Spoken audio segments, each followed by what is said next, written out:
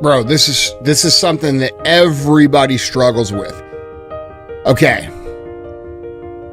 When things are in disarray and when things are in disorder and you've done well, you've built the skill set, you've performed at a high level, and then things start going off course, all right, the first thing that you need to do is you need to go examine what you did to get to that point in the first place. And the reason a lot of people can't do that is because those things seem basic to them once they're good, all right? So really this question is really about hubris and ego. All right. So if we imagine a growth curve, okay, a bell curve, and you're at the beginning of the bell curve down here at the very bottom, and you don't know shit about baseball. You don't know anything. You don't know how to hit fucking baseball. This is 20 years ago for you.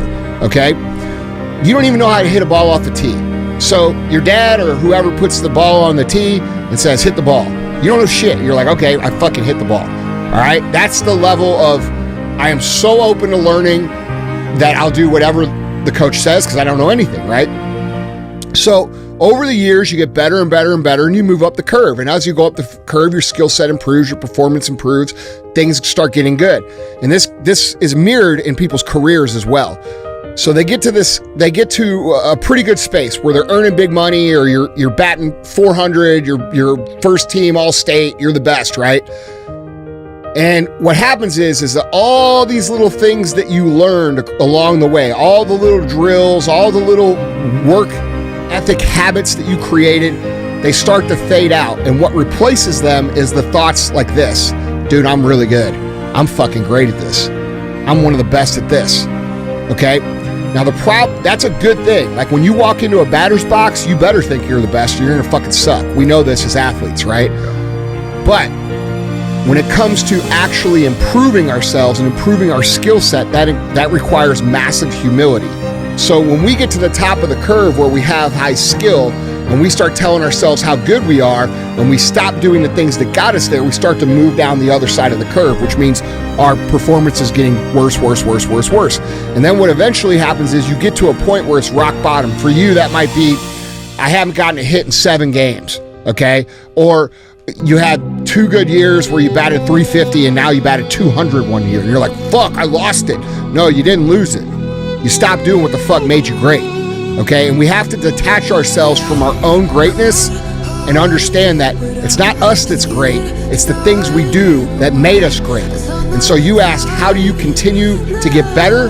Always keep in mind that it is not you. It is the actions you take that are producing the result. And this is where humility comes in as a valuable trait, a valuable quality, a valuable core value to have as success. Okay, a lot of people will say, oh, you're not humble because you drive a Ferrari. That don't have anything to do with it. You're like, you are legitimately low IQ, dumb motherfucker. You don't know what humility even means. What humility means is, I know I'm not special. I know it's not me. I know I am the result of the actions I take, and I know that if that man standing over there took the same actions that I take, he would have a similar result. So we detach ourselves. It's not me, it's my training. It's not me, it's the work I'm putting in, okay? And if we can detach ourselves from thinking it's us, we can continue to progress and get better and better and better. And this is why people like Jordan and like Kobe continue to get better throughout their career, because they understood what I'm talking about. Now, if you went and talked to Michael Jordan or Kobe Bryant, you'd probably think, fuck, this guy's cocky as fuck. Well, yeah, but that doesn't change how they prepare and how they work. So you can afford to present yourself as great as long as you know in your heart and in your mind that you really ain't that great, and it has to do with the work ethic that you have. You see what I'm saying? Yeah, absolutely. Man. So when you step in that batter's box, or I go on that stage, or into a board meeting, or Michael Jordan goes on the court, or whatever, bro, you better believe that you need to think you're the baddest motherfucker that ever fucking lived before you go and perform.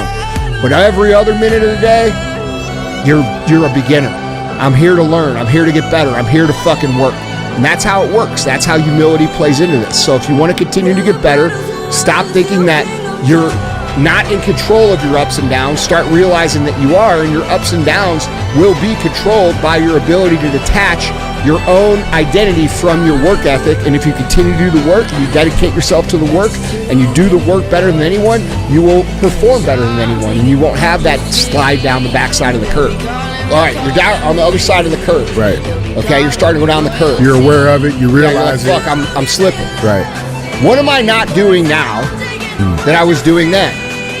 List those things out and start doing it. So we know what works, and sometimes we know what works so well that we forget that we know what works. Like for me in business, dude, I've been doing this 25 years. There is very obvious shit sometimes that goes wrong, and I've already been through it, and I'm like, this can't be that. Yeah. And then it is that.